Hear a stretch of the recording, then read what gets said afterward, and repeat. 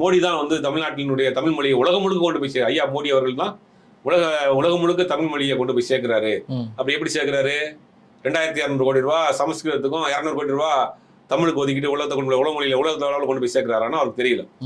தமிழ்நாட்டில் நேரடியாக நடத்தக்கூடிய மத்திய அரசினுடைய பள்ளிகளான கேந்திர வித்யாலயா பள்ளிகளில் ஒரு தமிழ் ஆசிரியர் கூட கிடையாது. இப்படித்தான் தமிழ் வளர்க்குறாரா?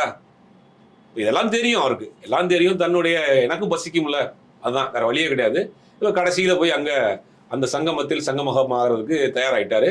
இப்போ இடையில வரக்கூடிய முக்கியமான ஒரு செய்தி என்னன்னா, நம்ம ஒரிசாவில் பிரதமரை நேரடியாக சந்திக்கிறார், அதுக்குண்டான வேலைகள் நடந்துட்டு இருக்கிற மாதிரி ஒரு செய்திகள், ஒரு முக்கியமான சோர்சஸ்லேருந்து செய்திகள் வந்துட்டு இருக்கு.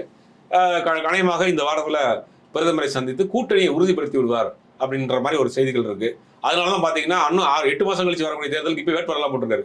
இருக்கிற தம்பியில் ஓடி போயிருவாங்களோ இப்ப வேட்பாளர் பேர்லாம் அறிவிச்சுட்டு இருக்கிறாரு. ஐயா மோடி அவர்களை சந்திச்சு தமிழ் மொழி அடுத்த கட்டம் எப்படி வளர்க்குறதுன்றதுக்காக இவர் டிஸ்கஸ் பண்றதுக்காக அடுத்த வாரத்தில் சந்திப்பு இருக்கும்.